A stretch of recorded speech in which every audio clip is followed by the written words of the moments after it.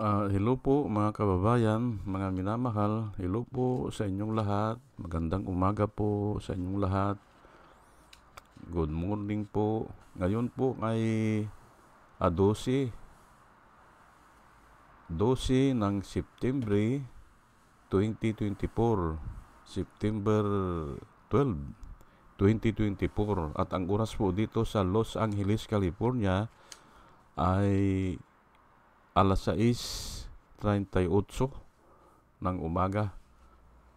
6:38 ng umaga. Wednesday po ngayon. At hindi. Webis po ngayon, Webis. Ah, Thursday. At nais ko pong mag-vlog patungkol po dito sa house arrest for Apollo Kibuloy. Kasi yan po ang isinusulong ng iba. Opo, yan po ang nilalaban noong attorney ni Kibuloy. Ay naisipan ko na talakayin ito.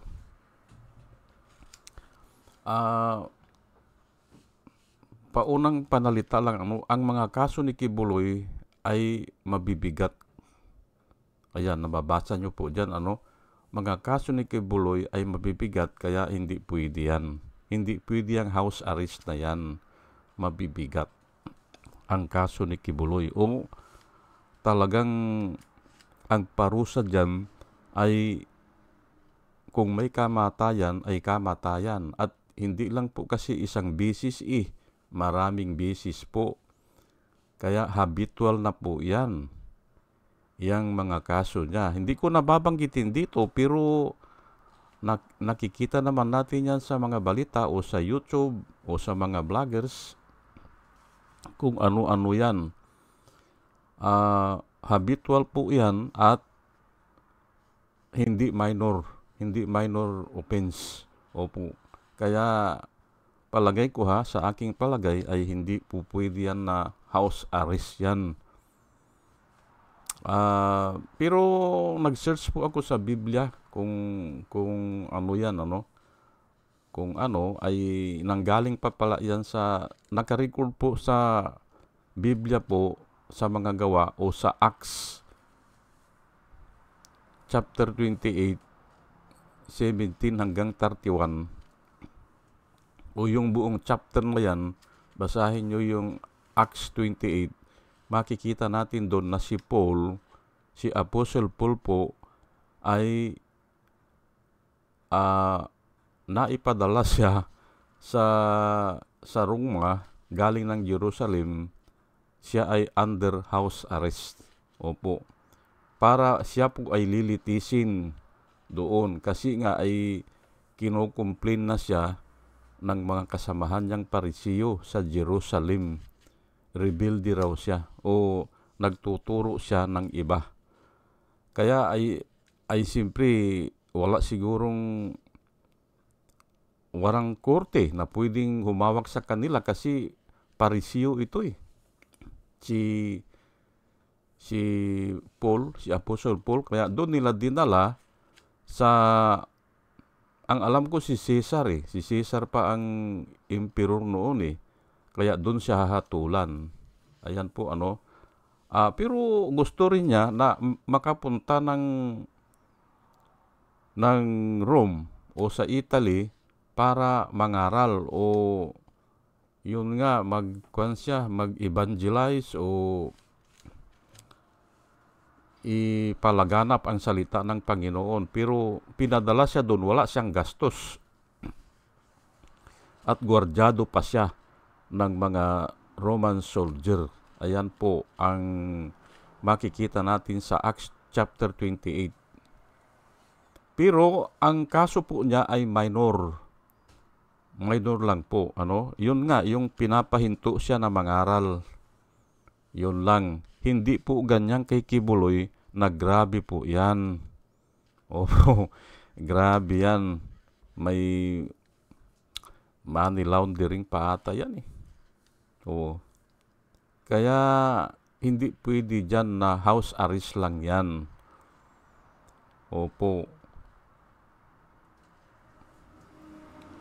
Pero bago po ako magtuloy-tuloy, nais ko lang po mga kababayan, mga minamahal na pasalamatan itong mga kwan natin, batch number 2 po sila. No? Ito po sila, no? Pasalamatan ko lang po sila. No? Si Pussycat, si Doris May, si Antonino, si Ronel, si A.B. Cumpio, si Joey Valenzuela. Salamat po sa inyong lahat. Third, pangatlo, user NB, Parot, Pabs Naranja, Romel Solier, Padua Lloyd Travier, Andre Senario, Jonah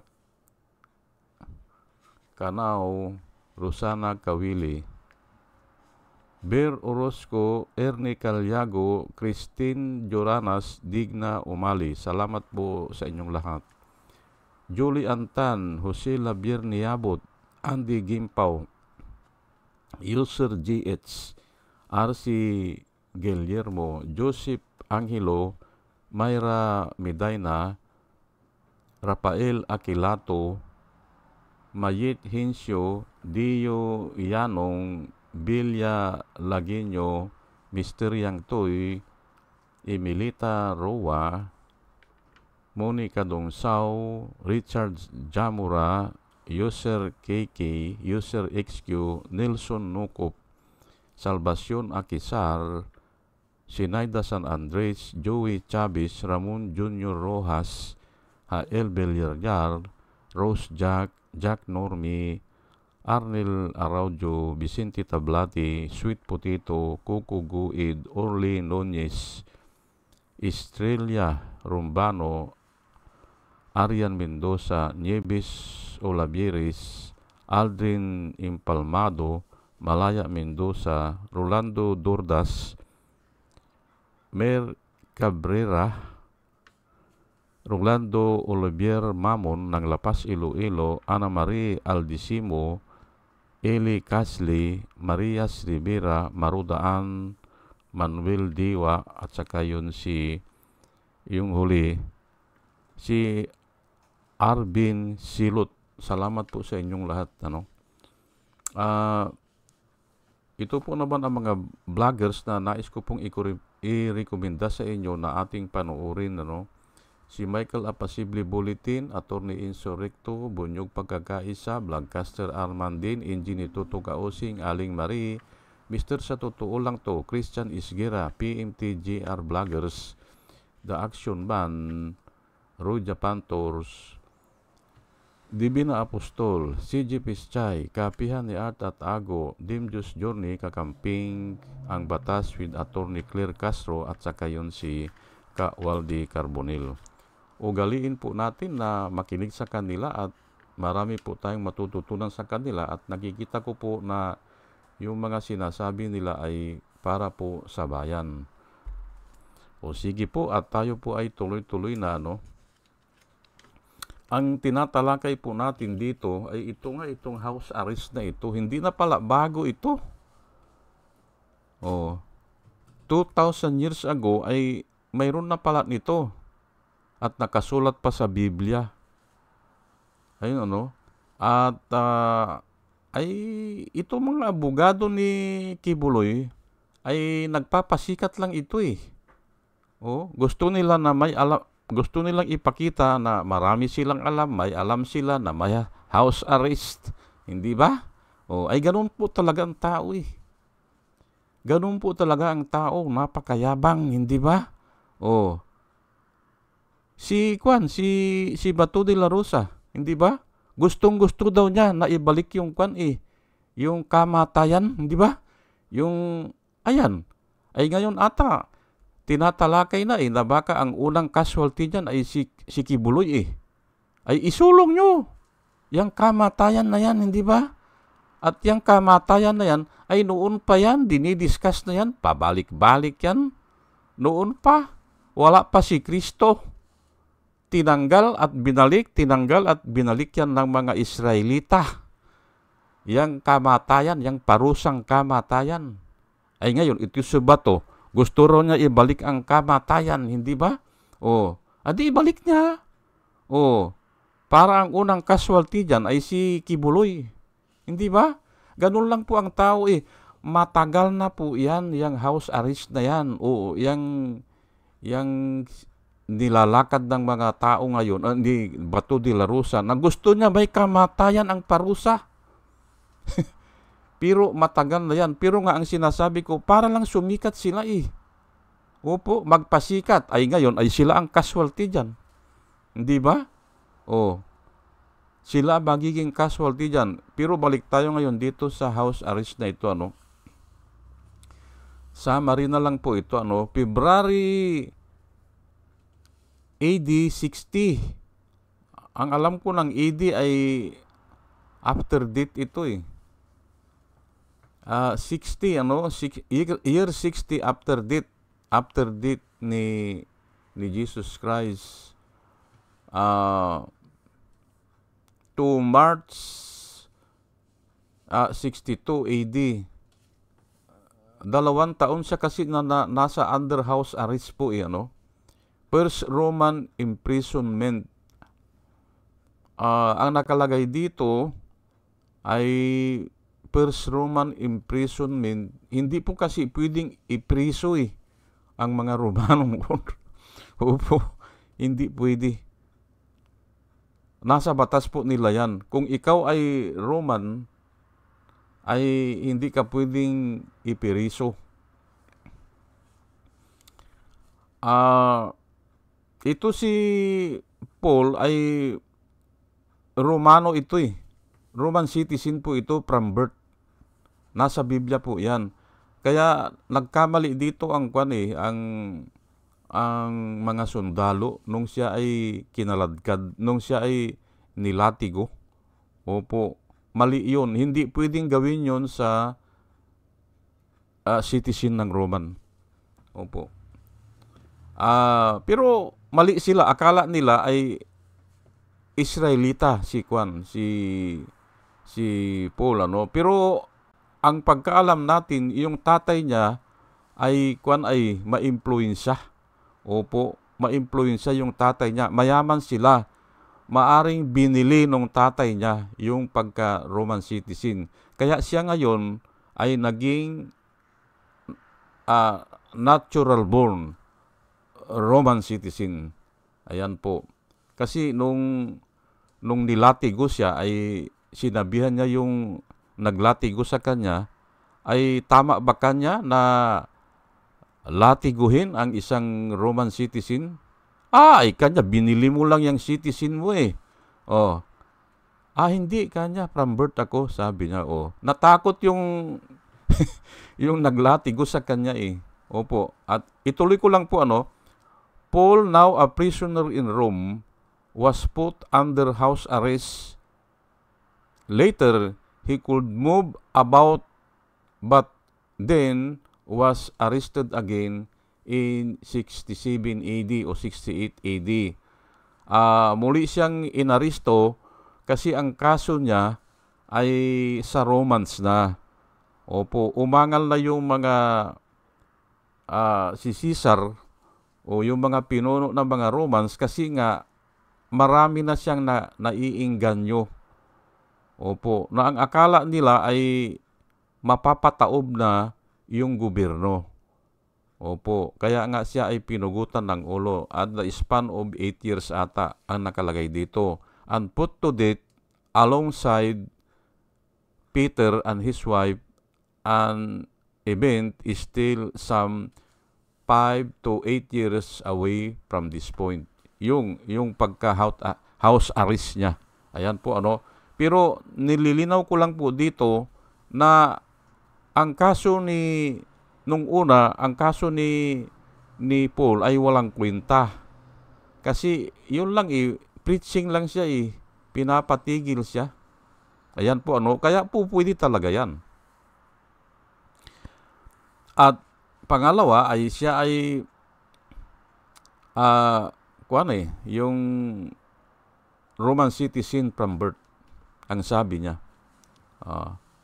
Ngayon ay ito po, ano, ito pong house arrest na ito, O yung kung masasabi natin ay ito ay parang liwi ito sa mga tao, ay galing po ito sa Panginoon Opo.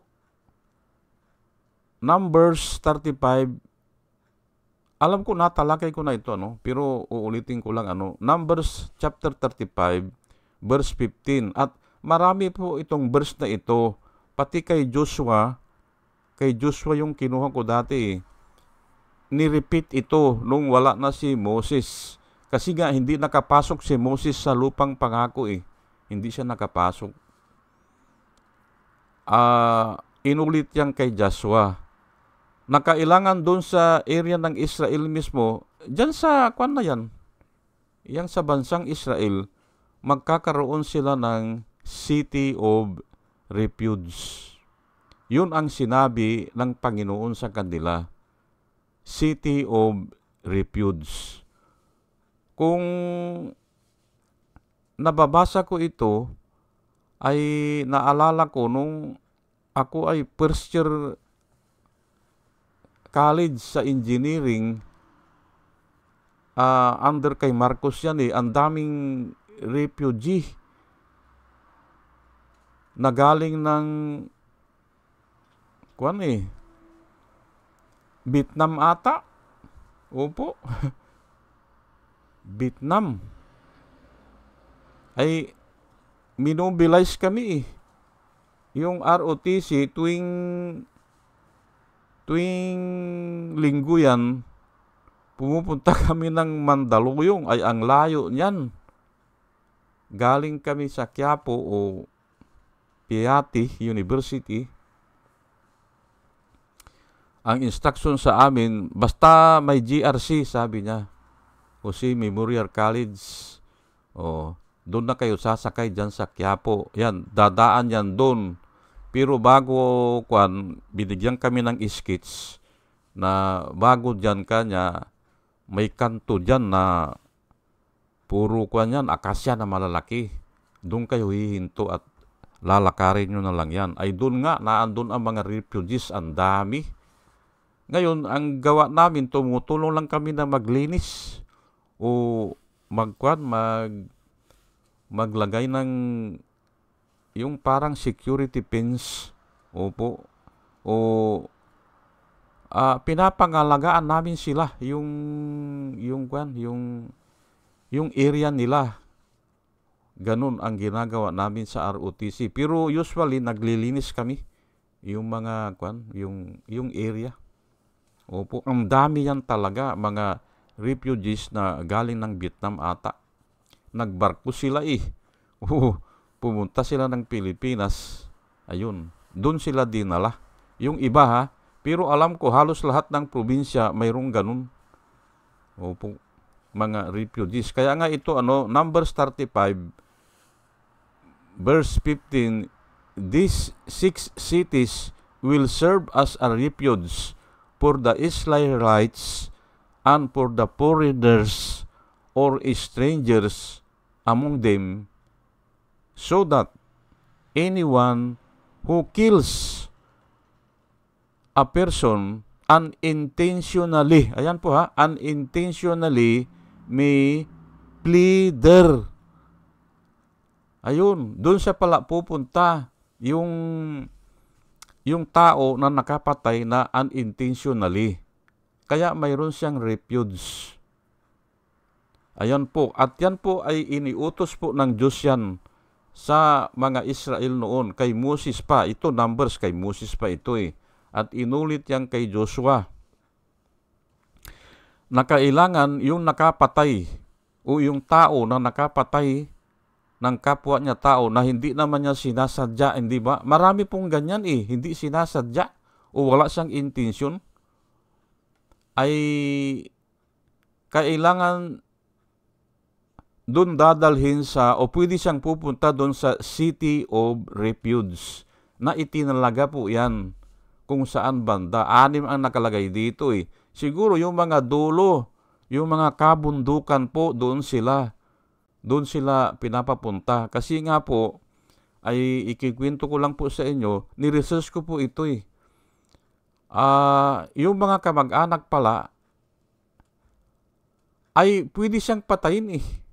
Opo, hahantingin talaga siya. Kasi nga, may utos sa kanila na yung nakapatay ay papatayin din. Ay kaya hahantingin siya nung mga kamag-anak nung napatay niya. Ngayon, para hindi siya mapatay o para hindi dumanglag ang dugo. Ayan po, para hindi dadalag ang dugo kasi magpapatayan yan eh. Ay mayroon silang city of refuge na sa tansya ko, dyan galing ang house arrest. Opo. Kasi ito 1,000 years pa ito before Christ Itong numbers na ito Kay Moses pa ito wala pa silang gobyerno, pero sinasabihan na sila, maglalagay sila ng city of refuge. Ayun po. Ngayon ay inuulit ko lang po yung city of refuge po ay hindi ka pwedeng pupunta ron at hahabulin mo yung kriminal. Hindi pwede. Lalabanan ka ng mga tao doon kasi parang mayroon na silang sariling gobyerno doon Opo, na sila ipagtatanggol nila ang kasamahan nila. Ganun po sa city of refuge na ni-research ko po yan. Hindi ka pwedeng pupunta ron at hulihin mo yung tao na nakapatay na unintentionally po unintentionally. O kaya ay nagdidiskusyon lang o nagpapaliwanagan lang ay bigla na lang na uminit ang ulo ng isa, unintentionally napatay niya yung isa. Ganun po yan. Pag naandun na sila, safety na sila. Doon na sila mamumuhay. Kung minsan, doon na nakakapag-asawa. Opo, kasi nga hinihintay na yung humahanting sa kanya ay mawala na. Opo, ganun. O mag-subside na yung galit ng mga tao na gustong humabol sa kanya. Remember protektado siya doon sa city of refuge. Kaya nga siguro diyan nanggaling yung mga refugee camp. Yun pala yung pinagsilbihan namin nung first year college ako, ang tawag doon ay mga refugee camps. Nagtatayo na sila doon ng mga yung mga plywood na mga parang barong-barong nila. Opo. At naandun naman kami sa paligid. Opo, ganun. Naglilinis o tinitignan yung mga paligid. Kasi nga baka guluhin sila ng mga tao Pero bundok po yun, kabundukan. Hindi ko na alam kung anong lugar yun Pero talagang bundok talaga. At malayo yung lalakarin. Malayo sa kanto. Pero puro akasya yan. Lalaking akasya. Century old. Alam ko sa Mandaluyong yun Opo. Ngayon ay ito babasahin ko lang po essentially the cities of refuge symbolizes God's love, mercy, and grace, and compassion for people. Compassion po yan. Opo. It is one of the provisions He made in the law for people to escape the consequences of their actions. Pero nililinaw ko lang po yung nakapatay siya nang hindi niya sinasadya o wala siyang intensyon. Opo. Wala siyang intensyon naman na patayin ay nagdiskusyon sila ay hanggang sa nagkainitan ay ayun na, hindi ba? Kaya dapat may control po tayo sa ating sarili. Ayan po It is a symbol of God's love, mercy, grace, and compassion. Opo, itatalakay ko lang po itong compassion. Ang compassion po ay hindi lang love ito eh. Ang compassion po ay, alam mo, yung nararanasan niyang yung kalungkutan. Opo, alam mo kasi naranasan mo rin. Yun po ang compassion. Pero pag hindi mo naranasan, wala kang compassion eh. O nararamdaman mo yung kalungkutan niya, kaya may compassion ka. Ganun po. Ganun po ang ibig sabihin niyan. May alam ka sa mga bagay na yan o naranasan mo yan, kaya alam mo rin. Yun po ang compassion. Nasa Biblia po, and when Jesus Christ drew near Jerusalem, pumunta siya ng Jerusalem eh, o papunta sila ng Jerusalem eh, natatanaw nila. And when Jesus Christ at saka yung mga apostoles ay come near Jerusalem, he saw the city and wept over it. Ayan po, tumangis siya. May compassion siya. Kasi alam niya kung papaano yung mga tao ay walang pastol, walang nagtuturo, puro pera ang iniisip ng mga tao. Paano yumaman? Samantalang siya ay nagtuturo sa mga kanayunan, pagharap niya ng Jerusalem, or when he drew near Jerusalem, he saw the city. Kailangan nakikita po eh. Opo, yung compassion na yan, nakikita mo na malungkot o naghihikahos, ayun nga, kasi nga walang mangangaral sa Jerusalem. Ayan po. Yan ang ibig sabihin ng compassion. Ay pero po, balik po tayo dito sa house arrest for Apollo Kibuloy. Pwede bang paboran yan? O pwede bang bigyan ng kwan yan? Ng kaunting yung kwan, yung compassion nga, gano'n, ay hindi pwede. Hindi pwede yan. Bakit? Ay habitual po yan eh. Kahapon nga eh, nasa balita, pero saka ko na lang siguro tatalakay dyan. 12 years old eh, lumantad eh. 12 years old, lumantad na siya ay minulistya din ni Kibuloy. Minulistya siya. At marami pang, nung isang araw, napakinggan ko yung dati niyang bodyguard. Nung isang araw po, nagpatotoo rin na nung siya ay umalis, dahil napansin niya na nanluloko lang ito si Kibuloy, umalis siya, ay pati yung pamilya niya hinahunting eh. Ganun po. Kaya nga hindi nga pwedeng ikwan yan eh, i-house arrest yan eh, kasi baka gagawa pa yan ng kalukuhan eh. Maraming kontak yan.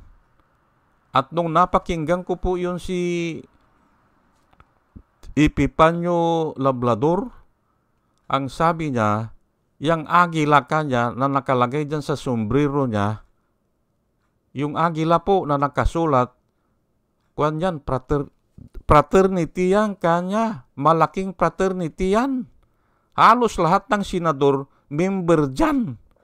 Ang sabi niya, fraternal brotherhood ata o eagle eh. Isa na yan si Bato de la Rosa. Ay, kung papaboran yan, ay delikado na under house arrest siya. Makakagawa pa ng kalukuhan yan. Opo. Ngayon, yun namang iba, ang sinasabi nila ay dalhin na daw sa Amerika. Ay sinasagutan ko yung mga vloggers. Kako hindi pwede. Kailangan muna kako bayaran niya muna yung mga sinalanta niya dito sa Pilipinas. Katulad ni Amanda, hindi ba? Ay, siyempre, may damage yan, hindi ba? Na-damage siya Bayaran niya muna. At ang nirirekomenda ko po dito sa mga tao na alam ko ay isa-isa yan, magkukumplain yan o maghihingi ng kwan yan ng damage yung mga pinagluluko niya, yung mga minolista niya. Ang kwan ko po sa inyo, ang maipapayo ko po sa inyo, class suit. Class suit. Mag-class suit po kayo, marami po kayo, kumuha na lang kayo ng isang o dalawang magaling abogado at ang una nyong gawin, ipapris nyo lahat ng kayamanan ni Kibuloy. Ipapris at ang reason nyo, katulad dito sa Amerika, ay baka takbuhan na niya yan hindi ba? Ay saan kayo kukuha ng bayad, hindi ba? Alangan naman ng gobyerno ang magbabayad sa inyo. Alangan ng gobyerno ang magbibigay sa inyo ng damage, hindi ba? Hindi Si Kibuloy i-freeze lahat yung mga asset. Alam ng attorney yan. Kuwan nila sa judge na i-freeze ang lahat ng asset dahil may babayaran siya Ay kung tumakbo siya o kaya ay nasa Amerika na siya. Ay lalo na ganyan ay ginawa na ata si Duterte na kuwan overall in charge na ata sa mga kayamanan ni Kibuloy lahat na daw Ay dati kasi ay administrator lang. Ay ngayon ata nilahat na At tatalakayin ko po yan sa ibang araw kasi may nakuan ako, may naaninag ako o may naririnig ako na halos lahat pala yung kayamanan na yan ay galing nung mayor pa si Duterte at lumubo nung naging presidente. Ayan na nga, yan ang magandang talakay ngayon. Kaya nga siguro, siya ang ginawa muna ng administrator na kung saan ay baliktad, hindi ba? Bakit mo ipapa-administrator ang isang property sa isang taong hindi na makalakad? Hindi ba? Matanda na yan inaakay na yan Bakit siya pag-administrator? Hindi ba? Yung lolo ko nga ginawang administrator ng mga 500 hectares na lupa Opo, maalala ko Ay bakit kako ikaw ang ginawa, lolo? Ay ako kanyang pinakamatanda Ako kanya. Pero kahit matanda na siya, nakakalakad pa siya. Yang 5 miles kaya niyang lakarin yan. Yung lolo ko. Kasi ako nga dinadala niya Ako ang bodyguard niya. Ay nung bandang huli, tinanggal siya nung mga kasamahan niya. Bakit? Ay matanda na yung lolo mo. Sabing ganun, hindi na niya kaya talaga yung rigors ng kwan. Ay tinanggal siya. Ay pero nung una siya ang gusto kasi siya ang pinakamatanda Opo, doon sa magpipinsan na hinahabol nila yung lupa. Na namatay yung may-ari, pinsan nila, hinahabol nila. Naging administrator yung lolo ko dahil pinaburan siya ng korte. Sige, ikaw muna ang administrator. Kaya lahat ng bunga ng nyug sa kanya, lahat ng palay, yung mga tubo, yung mga sugarcane, naku, ang dami. Ay 500 hectares ba naman halos lahat may tubuhan, may palayan, may nyugan. Ganun po. Pero hindi napunta sa kanila, hindi natalo sila. Alam namin na picky yung last will and testament picky, pero nanalo yung nagpicky. Nanalo. Nalalayo po tayo balikan ko lang po ito, hindi pwede na i-house arrest si Kibuloy kasi nga ang kaso niya ay grabe. Ayan po Grabe. At yun nga, ang advice ko po dyan sa mga minulista niya, mag-class suit kayo. Opo. Ang unang yung gagawin, ipapris ang lahat ng asset. Opo. May reason po kayo na baka takbuhan na lang kayo o baka mamatay yan o baka itakas yan ng mga eagle, hindi ba? May fraternity yan At marami pala yan sa dito sa armed forces. Naku po, ay kung totoo yung sinasabi ni Epifanio Labrador, hindi ba? Yung palatuntunan niya na kumpirmado, hindi ba? Ay kinumpirm niya, hindi ba? Na marami palang general, colonel at saka mga senador na member ng Eagle. Delikado po yan kung i-house arrest yan. Kaya nga, dapat i-class suit na agad yan habang may panahon pa. Hindi ba? Sige po at hanggang dito na lang po at sana sa ating pakikinig ay magkaroon po tayo ng wisdom na nanggagaling po sa Panginoon. At yan po ang panalangin ko po sa lahat ng nakikinig. At muli mga kababayan, mga minamahal, good morning po sa inyong lahat. Magandang umaga po at hello po at salamat po sa inyong pakikinig. Salamat po ng marami. Salamat po.